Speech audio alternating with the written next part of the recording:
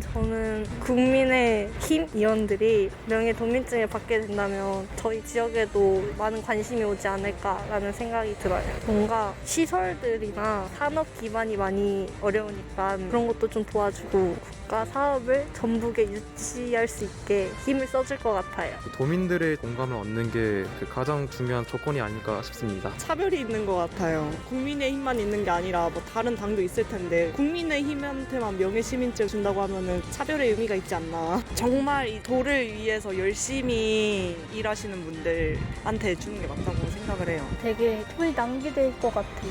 다른 것도 더 될 수 있는데 굳이 명분뿐인 명예도민증이 아닐까 싶어요.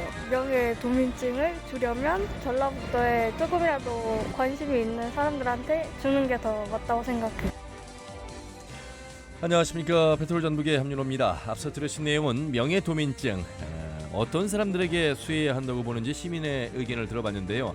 현재 전라북도에는 전라북도 명예도민증 수여 조례가 있습니다. 이 조례는 전라북도 발전에 공로가 있는 외국인, 해외교포 또 다른 시도 출신의 인사에게 전라북도 명예도민증서를 수여하도록 되어 있습니다. 그 자격은 첫 번째로 경제, 사회, 문화, 스포츠 등 각 분야의 국제교류 협력에 공이 있는 자, 두 번째 전라북도 발전에 기여하거나 기여할 것으로 기대되는 자, 세 번째는 그 밖에 전라북도 지사가 필요하다고 인정하는 자, 이렇게 명시가 되어 있습니다. 이런 가운데 얼마 전에 전라북도가 국민의힘 동행의원 19명에게 명예도민증을 수여하기로 했죠. 이를 두고 전라북도 의회 정의당 오현숙 의원은 지난 1996년 이후에 명예도민증을 수여한 국회의원은 단 7명이고 이들은 모두 전북 발전에 기여한 명확한 사유가 있었다고 밝히면서 이번처럼 정치적 셈법에 따라 수여한 적은 없다고 비판했습니다.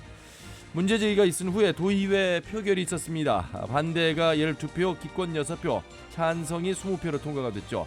이렇게 해서 논란은 있었지만 명예도민증은 원래 전라북도가 제출한 안대로 수여될 것으로 보입니다. 그렇다면 명예도민증을 받은 의원들 그만큼 걸맞는 역할과 임무를 수행해 줘야 되겠습니다.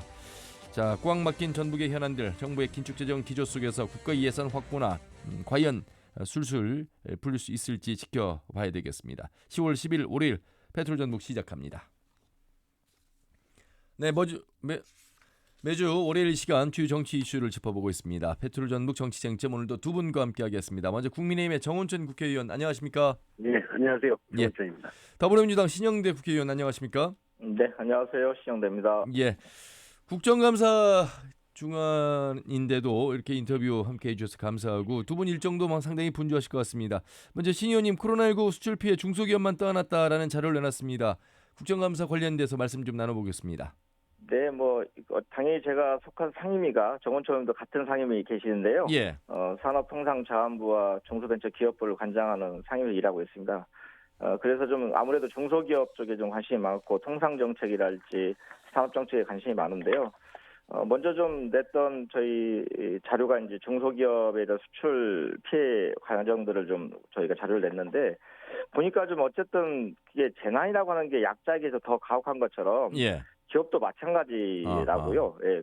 대기업들은 어쨌든 코로나 시기에 그래서 좀 그 자체 경쟁을 가지고서 그 성공을 거두고 있었는데 실제 중소 수출 기업 같은 경우들은 매우 그 힘든 상황을 계속해 왔습니다.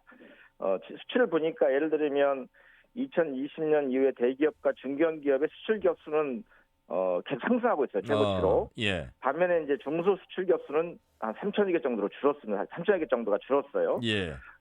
그 내용들을 보면 결국은 이제 코로나19날지 공급망 불안정 이런 상황 속에서도 대기업들은 빠르게 좀 그 자본여기를 통해서 좀 회복한 반면에 중소기업들은 그러지 못한 거라고 생각하고요.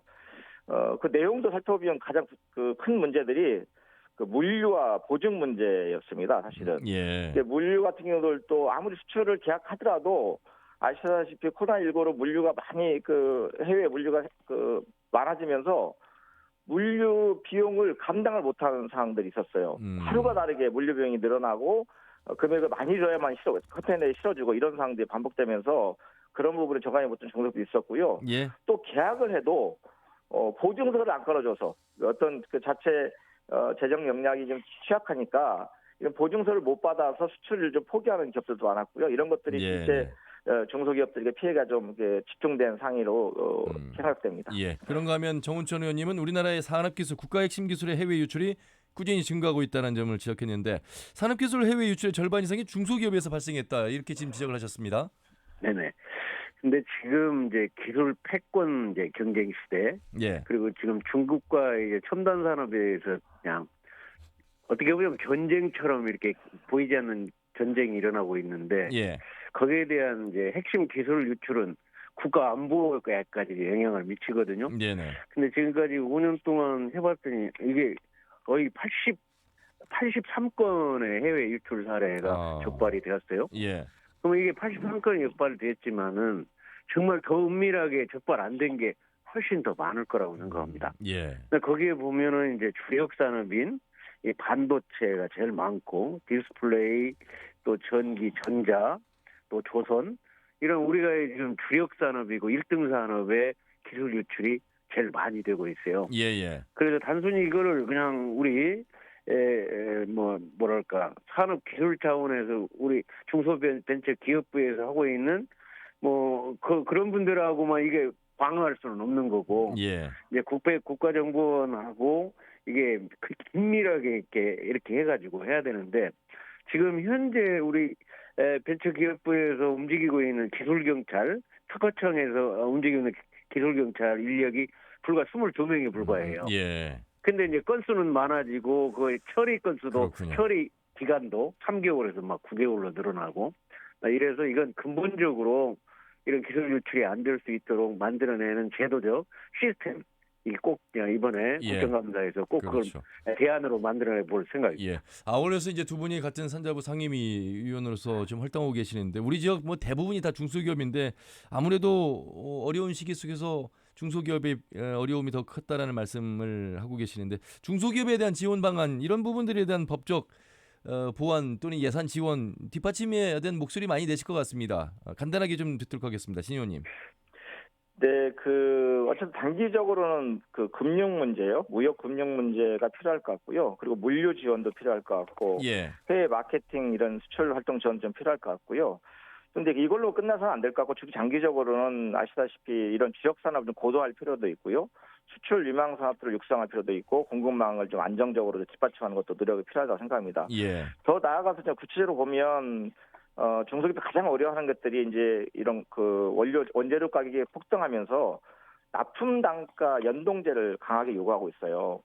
특히나 지금 같은 경우는 시멘트 업계하고 내비스 업체가 크게 지금 갈등이 일어나고 있고 이 갈등이 결국은 건설회사 이런 대형 건설회사들도 납품을 받아야 되는데 이 납품을 가격을 올려주지 않으니까 그런 갈등이 끊이지 않고 일어나고 있고요. 더 나아가서는 중소기업들도 지금 탄소 중립 시기에 좀 ESG 강화 또는 아리백 이런 요구를 받고 있거든요. 이런 것들을 중소기업 자체로 할 수 없기 때문에 국가가 지원할 수 있는 지원책도 필요할 거다 생각하고 또 하나만 더 말씀드리면 어쨌든 중소기업들이 여러 가지 생산성이 떨어지기 때문에 이런 디지털 전환이랄지 스마트 공장을 보급을 확대할 필요가 있다 이런 생각하고 있습니다.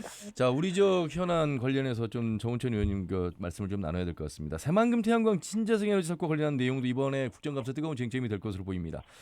국회 산업통상자원 중소벤처기업위원회 박수영 국민의힘 의원이 자료를 내놨는데 뉴스를 통해서 나가기도 했습니다. 풍력발전 사업권을 가진 전북 소재 국립대 모 교수 일가가 1,000만 원짜리 회사를 중국에 720억 원에 파는 계약을 체결한 것으로 나타났다고 밝혔다.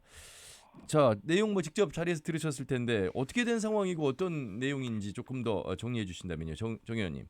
예, 그 돈 1,000만 원짜리가 거의 5천만 달러. 그러니까요. 그러니까 725억이니까 7,100까지 불어나는 게 대장 정도 놀랄 일이라고 소문이 나고 있는데 참 이게 아이러니하죠.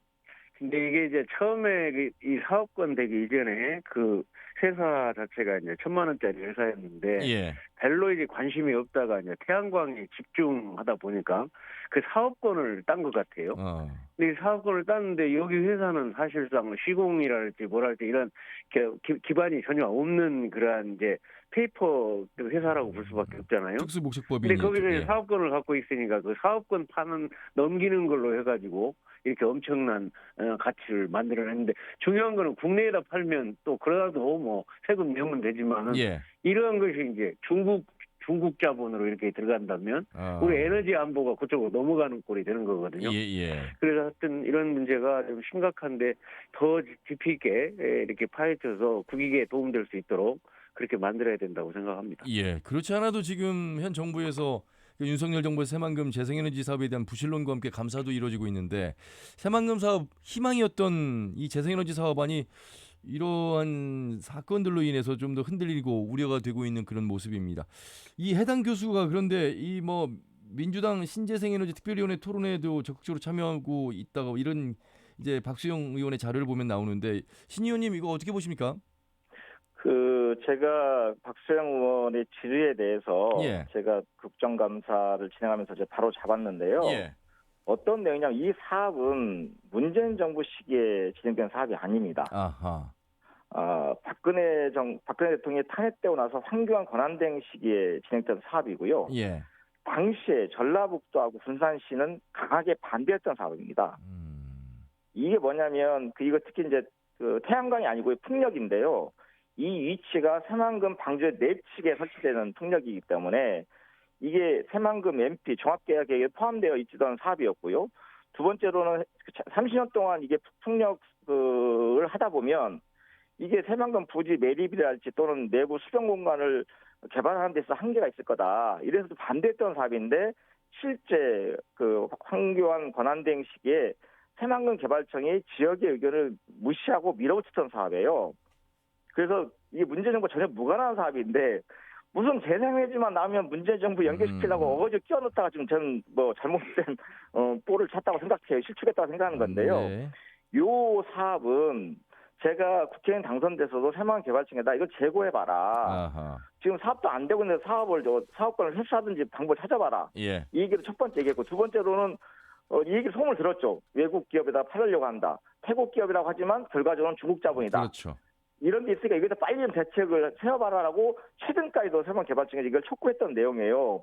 그런데 이걸 자체를 문재인 정부가 갑자기 큰 비리가 있는 듯이 또 제2의 대장동이라 표현하면서 하는 게 적절하지 알겠습니다. 않고 아마 나중에 이제 조사가 들어가기 시작하면 이게 이 실체가 드러날까 생각하는 거고요. 또 두 번째로 이것을 결국은 지금 재생에너지 사업에 대해서 계속적인 국민의힘의 문제제기가 있고 이게 엄청나게 비리가 있고 이 사업을 재생에너지를 확대하는 것이 문제가 있다고 좀 계속 지적하고 있는데 결국은 박근혜 정부에서도 신재생에너지를 확대하려고 했던 거예요. 이유는 뭐냐면 신재생에너지가 확대되지 않으면 앞으로 대한민국 기업은 대한민국에다 공장을 지을 수가 없어요. 외국에 수출하는데 니들 이 제품을 만들 때 재생에너지를 통해서 만들었어 안 만들었어 확인하고 쟤네 만들지 않았으면 수입을 안 하겠다 그러는데 어떻게 버티겠어요. 그래서 이 사업은 알겠습니다. 재생에너지 사업에 대해서는 어떤 정부가 들어서든 간에 이건 앞으로 미래로 가야 할 사업이다. 자, 하지만 이런 과정에 부패가 있다든가 어떤 부정이 있다든가 이런 것에 대해서는 엄정하게 조치를 하고 넘어가야 되는 거죠. 예, 큰 틀에서 새만금 태양광 신재생에너지 사업인데 지금 말씀하신 내용은 해상풍력 사업권을 가진 특수목적법인 관련된 사안이어서 사실과 좀 다른 부분이 있다. 그리고 그 시점은 그렇죠. 좀 다르다. 뭐 이런 말씀이신 걸로 알고. 네, 청취자분들께서 오해하셔서 말씀드렸는데요. 앞으로 해상풍력을 전라북도나 군산시가 하려고 계획하고 있는데 이 부분 대부분 먼 바다에 지금 유치를 하려고 준비하고 있는 거고요. 현재 문제가 된 이 사업은 새만금 내측, 방주 내측에 산업단지 인접한 지역에 설치하는 풍력 사업이기 때문에 알겠습니다. 이 부분에 대해서는 계속적으로 군산시도 그렇고 전라북도 그렇고 저도 그렇고 반대 의사를 일관되게 유지하고 있습니다. 예. 그 하나만 더 덧붙여서 말씀드릴게요.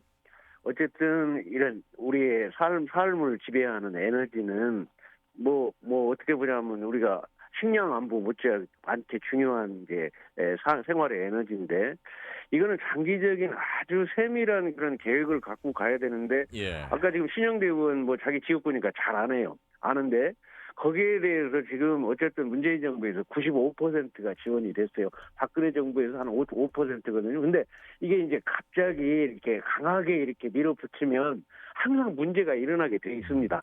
왜냐하면 거기에 사업이 시작되면 사업에 대해서 성공할 수 있는 모든 시스템과 과정, 절차 이런 게 다 있는데 이런 것이 이제 많이 무시가 되거든요. 그래서 이번에 그런 거 한번 정지 작업을 하고 한번 몇 개월 정도 갈 겁니다. 정기 작업하고 지금 신영대원 말씀처럼 신재생 에너지는 계속 발전시켜 나가야죠. 예. 그래서 여러 문제가 나온 거를 문제 있다고만 볼 게 아니라 문제 해결 방안을 이렇게 그렇죠. 시스템으로 잘 찾아내서 예. 우리가 그 다음 단계로 넘어가야 된다. 예. 이런 말씀 드리고 싶습니다. 알겠습니다.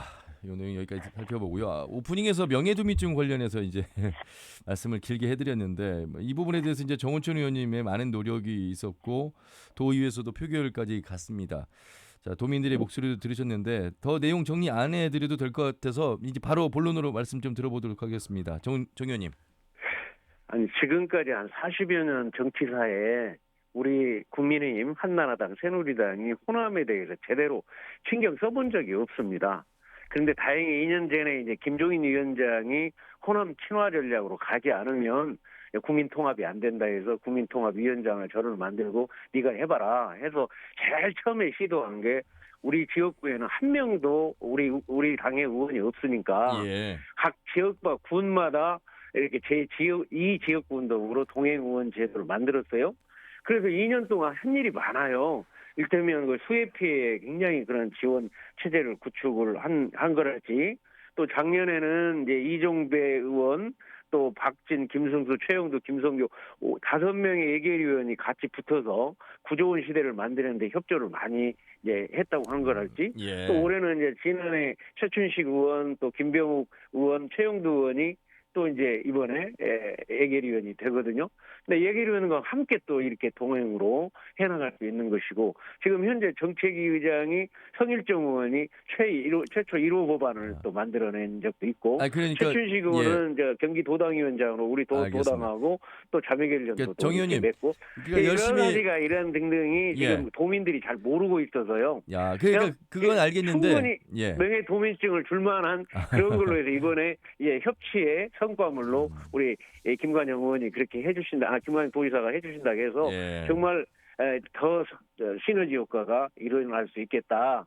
이런 생각에서 도민들께서 많이 좀 인정해 주시면 고맙겠습니다. 어쨌든 전북 현안 해결에 도움이 되는 노력인데 이런 부분들을 긍정적으로 좀 봐주셔야 되지 않겠느냐, 이런 말씀이셨습니다. 그리고 아울러서 제가 앞에서 명예도민증서를 수여하도록 되어 있는 자격 3가지를 말씀드렸는데, 뭐 도지사가 필요하다고 인정하는 자가 3번째도 들어가 있어서 그건 뭐 지사의 어떤 권한으로서도 할 수 있는 부분인데, 소수당, 그러니까 이제 정의당의 오연숙 도의원이 관련해서 이제 언급을 했고, 그래서 이제 표결까지 갔는데, 신영대 의원님은 어떻게 보세요? 어쨌든 김관영 지사가 취임하신 이후에 뭐 전북의 여러 현안들을 해결하기 위해서 국민의힘 여당의 힘이 좀 필요하기도 하고, 이런 과정에서 그런 명예도민증을 통해서라도 좀 국민의힘 의원님들이 전북 발전에 대한 관심을 좀 갖게 하기 위해서 그런 노력을 하셨다고 생각하고요.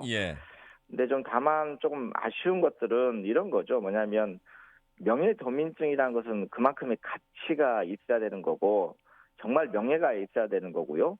그걸 받으신 분들이 그 명예를 가지고서 이 명예를 가지고서 전라북도 발전에 크게 기여하겠다는 이런 각오와 자세도 함께 준비돼야 되는 것이 맞는 건데, 저는 좀 숫자 너무 많지 않나 이런 생각이 들었습니다. 사실은 정말 좀 몇 분 정도 해서 나 정말 명예롭게 내가 이걸 받았으니 전라북도에서 좀 예산도 그렇고 지역 현안도 그렇고 좀 열심히 챙겨보겠다 이런 마음을 갖게 해야 되는데, 이게 뭐 n분의 1 수준으로 숫자 너무 많다 보면 사실 그분들의 뭐 옆 사운드 받고 뒷 사운드 받고 그랬으면 이게 얼마큼 관심이 생기겠어요. 이런 부분에 좀 아쉬움이 저는 좀 있고요.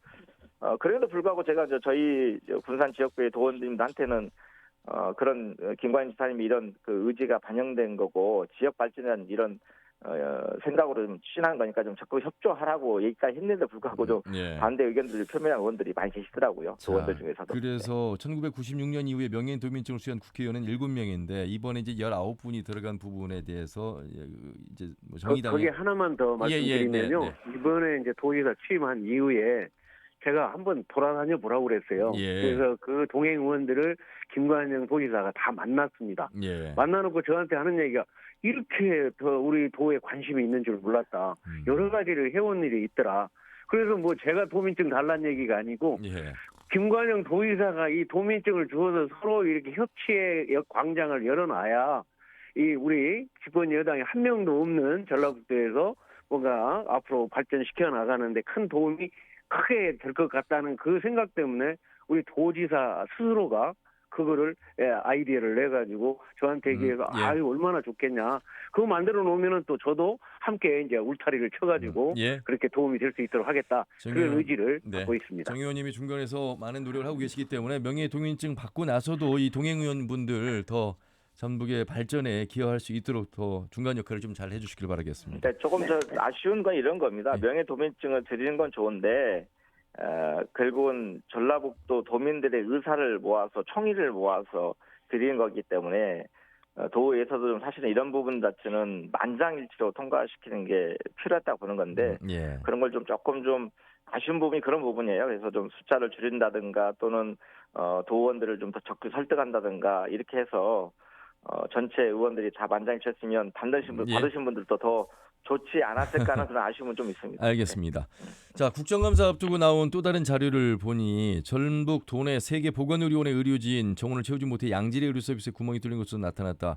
뭐 열악한 공공의료 현실 어제 오늘 이야기가 아닌데 이 현실을 또 바라보는 질의가 나오고 있는 것 같습니다. 신 의원님 먼저 말씀해 주시죠. 그러니까 이제 저희가 그래서 좀 공공의과대학 설립을 지속적으로 요구했던 게 이런 이유거든요. 사실은 지역에서 의료 인력이 전라북도에 있는 의료 인력들이 양성되더라도 의료 인력들이 전북에 남지 않고 서울로 수도권으로 많이 빠져나가고 있고요. 실제 전북대학교나 원광대학교 의과대학을 보더라도 거기에 입학하는 신입생들도 도내 학생들보다는 외지에 있는 수도권 출신 학생들도 많이 들어오고 하니까 당연히 학교를 졸업한 이후에 의사 면허를 취득한 이후에는 자기 전라북 떠나서 단지 가거든요. 이런 것들과 더불어서 이제 요즘 뭐 의사가 전공의를 선택할 때 조금 좀 수익이 좀 많이 나는 이런 과를 선택하는 경향도 있고. 어찌 보면 좀 약간 힘들고 어려운 뭐 응급의학이랄지 뭐 재활의학이랄지 이런 부분 자체는 약간 소홀히 하는 부분이 있고 피하는 경우들이 많이 있는데 이런 부분을 채우기 위해서라도 좀 공공의과대학을 좀 빨리 좀 설립해서 의무적으로 좀 그 지역에서 공부하기도 하고 또 더 나아가서 기피하는 이런 과목에 대해서도 좀 더 집중해서 좀 선택할 수 있도록 만드는 제도를 함께 했으면 좋겠다 이런 생각 가지고 있습니다. 예, 정은천 의원님. 이것도 이제 지방 소멸하고 또 연결이 된다고 봐요. 이렇게 이제 지금 공공 의료 문제가 이렇게 구멍이 지금 생기는 이유가 또 딴 게 있겠습니까? 이 의사들이 거기 현장에 가면 거기에 대한 처우랄지 거기에 대한 환경이랄지 이런 게 도시보다 훨씬 나았거나 또 못하지 않아야 할 텐데 하도 못하니까 자꾸 결혼이 생기거든요. 그래서 공공의료대학 만드는 것도 중요하지만은 그 공공의료 서비스를 좀 더 인센티브를 주어서 할 수 있도록 만드는 그러한 시스템도 함께 필요하다. 그러지 않고는 누가 안 오는데 그걸 민주주의 사회에서 어떻게 강제할 수는 없는 거거든요. 그래서 그러한 부분도 포함해서 이번에 국감에서 한번 제대로 스터디해보고 공공의료대학이 왜 필요한가를 이런 내용을 통해서라도 설득력 있게 진행을 해야 된다고 생각합니다. 그러니까 이제 두 가지 관점의 말씀이시잖아요. 그러니까 기피하고 있는 부분에 대한 의료의 현실 속에서 그걸 어떻게 이제 보완할 것인가. 뭐 예를 들면 의료 수가의 조정이라든지. 그래서 이제 민주당에서 말씀하신 건 그렇기 때문에 공공의료 체계가 좀 더 강화되고 보완돼야 된다는 그런 의미에서 우리 같은 지역의 서남대 의대의 49명의 정원은 더 늘려달라는 것이 아니라 있던 것을 그래도 좀 찾아달라 이런 목소리였고 그래서 뭐 남원 시민단체와 시민들이 국회 앞에까지 가서 또 목소리를 냈던 건데 국립 공공보건의료대학 설립 방안 이런 이야기입니다. 지역 입장에서 보면 참 첫 번째든 두 번째든 다 보완이 돼서 진행이 되기를 바라는 마음인데 쉽지 않은 그런 또 의사협회의 입장도 있습니다. 아울러서 정부가 공공임상교수제 그러니까 국립대병원 소속의 정년보장 정규의사를 도입했는데 큰 효과를 거두지 못했다 이런 분석 속에서 대책 목소리도 나오고 있는데 정 의원님 이 관련해서 좀 말씀해 주시죠. 그러니까 지금 그렇습니다. 그렇게 정년보장을 한다 해도 어쨌든 지방의 공공의료 부분에 대해서는 취약점이 많기 때문에 이렇게 결론이 나오고 이런 등등이니까 이거 항상 모든 게 그거예요. 인간이라는 게 자기의 어떤 이익, 자기의 편의 이런 게 있을 때 그게 이제 안전적으로 되는 게 이 민주사회인데 예. 그게 부족하면 항상 이런 문제가 나오거든요. 그래서 그것도 포함해서 뭔가 현장에서 좀 근무 환경이 더 좋을 수 있는 환경을 또 만들어내고 거기에 대한 대우랄까 이런 것도 좀 더 만들어내고 그러면서 지금 이제 정말 이제 근본적인 문제에 대해서는 공공의료 대학을 확충하는 그런 방안으로 또 가고 막 이러면서 이제 한 단계 한 단계 발전시켜 나가야 된다 이렇게 생각합니다. 예. 강은미 의원의 보건복지부 제출 자료를 보니까 우리 저 군산의료원 정원이 46명인데 12명, 남원의료원 37명 중에 9명, 진안의료원 9명 중에 3명이 부족한 상황이 나왔고 특히나 참 안타까운 뉴스가 전달이 됐습니다. 이 외상센터로 지정이 됐음에도 불구하고 수술할 의사가 없어서 결국 다리를 절단하고 다른 병원으로 가야만 됐던 그런 우리 지역의 또 현실 속에서 그 공백을 채우지 못하는 의료의 현실 참 어느 시점에서 어떻게 바라봐야 되는 것인가에 대한 고민의 흔적이 지금 필요한 때가 아닌가 이런 생각이 들고 신 의원님 이 관련해서 한 말씀 더 해주시기 바라겠습니다. 네, 어쨌든 우리 정원초님 말씀하시다시피 본인들의 이익을 위해서 그 어떤 분야를 선택하는 것에 대해서 제어할 방법이 현재는 없죠. 그리고 어찌 보면 그런 부분 자체가 나쁜 건 아니거든요. 근데 이제 의료라는 분야는 대한민국 전체적으로 의료 서비스를 놓고 봤을 때 결국은 이렇게 자꾸 의료인들이 양성 나왔을 때 의료인들이 편한 분야 또는 수익이 많이 보장되는 분야로만 가는 걸로 봐서는 전체 우리 대한민국 의료 시스템을 유지하기가 쉽지 않은 거잖아요. 그러다 예. 보니까 결국은 지역의 의료원들이 의사 정원을 채우지 못하는 현상이 발생한 건데요. 그런 측면에서 보면 결국은 우리가 꼭 필요한 필수 의료 분야 그리고 일정 정도 수익을 좀 개업만큼은 안 되더라도 어떤 의료에서 일할 때 그 개업이 상당한 수준의 어떤 수익을 보장하는 거 이런 것들이 함께 준비되고 제도가 설계돼야 될 텐데 그런 설계랑 결국은 국가가 그런 의료 인력을 시스템적으로 좀 양성하고 그렇게 좀 의무적으로 좀 배치하고 이걸 평생 하는 게 아니라 어느 정도 시간까지는 그 의료 분야에서 종사하게 하고 그게 지났을 때 다르게 개업할 수 있도록 퇴로를 열어준다든가 이런 제도들이 설계가 돼야 되는 건데 이 설계가 바로 공공의과대학이거든요. 예. 이걸 해보려고 하는 건데 결국은 이제 아시다시피 의료의사협회의 반발 그리고 코로나 시기에 의사협회 반발을 이겨내면서까지 무리하게 추진하는 상황도 있었고 또 당시에 야당이었던 국민의힘의 반대도 분명히 있었던 거고요. 이런 것 때문에 추진이 안 됐는데 어쨌든 지금 이런 현실들을 직시해서 여야가 그냥 합의해서 원만하게 또 의사협회도 설득해서 공공의과대학을 통해서 좀 이런 지역 의료 서비스가 소되지 않게 이런 정책들 만들어갈 필요가 있다고 생각합니다. 예, 지금 국정감사 기간이잖아요. 우리 지역도 22개 기관이 이제 감사 대상이고 아울러서 윤석열 정부 첫 국정감사 속에서 대선 때 우리 지역과 관련된 공약들의 어떤 실행 방향, 의지 이런 부분들에 대한 우리 지역 국회의원들의 질의가 있어야 될 텐데 그 역할이 좀 커 보이는 상황 속에서 제3 금융 중심지라든지 이런 부분은 새만금 메가시티 윤석열 대통령의 공약이기도 하고 그런데 전북 애양운동본부가 내놓은 입장을 보면 여전히 구체적이지 않거나 언급 자체가 없다고 지적을 하고 있습니다. 그래서 국정감사 우리 지역 국회의원들의 역할 더 기대가 되는 대목 속에서 마무리 말씀 좀 들어보도록 하겠습니다. 이 부분은 정은천 의원님부터 좀 해주시기 바라겠습니다. 지금 이제 전국적으로 봤을 때요. 부울경 메가시티 이게 법으로 좀 됐고 대구경 메가시티도 여러 가지 문제점으로 지금 분열이 돼서 이게 이루어지지는 않아요. 근데 저희가 지금 새만금 메가시티 하면 국가에서 또는 대통령 정부에서 이렇게 뭘 하는 게 아니고 우리 전라북도에서 김제와 부안, 군산 이거를 행정 통합을 할 거냐 아니면은 그러한 앞으로의 사업 진행에는 통합을 할 거냐 하는 거를 먼저 전제해가지고 거기에 따라서 이제 단계적으로 올라와야 되는 거거든요. 또 이제 제3 금융중심지도 사실은 마찬가지예요. 내부적으로 그러한 좀 인프라가 좀 안 깔려 있으니까 그걸 깔릴 수 있도록 좀 노력하는 것이 우리 자체 내에서 좀 노력해가면서 하니까 지금 국제금융센터 건립 사업이 추진되고 있고 또 우리 지금 연금공단의 이제 금융 중심 도시로 연장 발전하기 위해서 여러 가지 지금 도에서 좀 준비하고 있는데 그런 거고 맞물려서 중앙에서 예를 들어서 공공기관 지방 이전이랄지 이런 게 아마 내년쯤에는 가시화가 되겠습니다만은 그렇게 해가지고 윤석열 정부 5년 안에는 꼭 이렇게 만들 수 있도록 하는 노력들이 차근차근 해야 된다. 그냥 한 술에 딱 먹을 수는 없거든요. 예. 그래서 그런 방향으로 노력할 것입니다. 예. 신영대 의원님. 네, 전라북도에 뭐 여러 현안이 있는데 지금 가장 먼저 좀 해결할 현안들은 전북특별자치도 법안을 좀 올 정기국회 안에 반드시 통과시키는 게 필요하다고 생각하고요. 예. 또 더불어서 이제 금융 중심지 지정이랄지 여러 현안들도 함께 풀 필요가 있다고 생각합니다. 그런데 그보다 더 중요한 게 뭐냐면 전라북도가 지난번 토론에서도 말씀을 나눴는데요.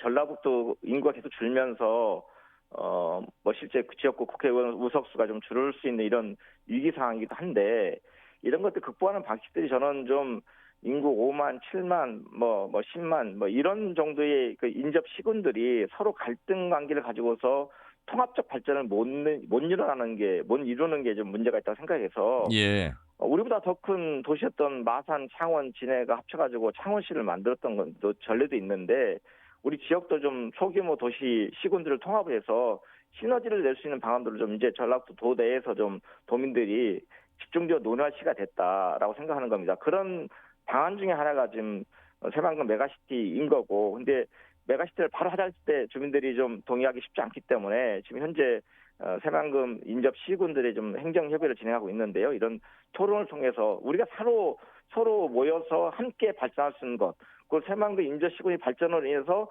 전라북도 전체가 발전할 수 있는 방안들을 좀 만들어낼 이런 논의들을 집중적으로 할 시기가 됐다 이렇게 생각합니다. 예. 자, 오늘 아침 정치권 쟁점 토론 정운천 국민의힘 국회의원과 신영대 더불어민주당 국회의원과 함께 말씀을 나눠봤습니다. 국정감사 속에서 이제 상임위별로 해당 질문하시겠습니다만 우리 지역과 관련된 정책 방향성에 대해서도 많은 좀 질의를 해주시길 바라도록 하겠습니다. 아울러서 이제 명예도민증 관련해서 말씀도 나눴지만 단순히 수여로 끝나는 것이 아니라 그 이후에 우리 정운천 의원님의 중심이 돼서 어떻게 지역의 변화가 함께 민주당과 통해서 이루어지고 있는지 발전해 가고 있는지도 함께 변해가는 모습도 저희가 좀 전해드릴 수 있도록 노력 부탁드리겠습니다. 오늘 두 분 말씀 여기까지 듣겠습니다. 고맙습니다. 네, 고맙습니다. 예. 네. 자, 국민의힘의 정운천 국회의원 그리고 더불어민주당 신영대 국회의원과 함께했습니다. 페트로 전북 오늘 준비한 소식은 여기까지고요. 내일 아침 8시 30분에 인사드리겠습니다. 페트로 전북은 유튜브를 통해 실시간 보기 다시 보기도 가능합니다. 많은 의견과 제보도 저희가 기다리고 있습니다. 함께해 주신 여러분 고맙습니다. 함윤우였습니다.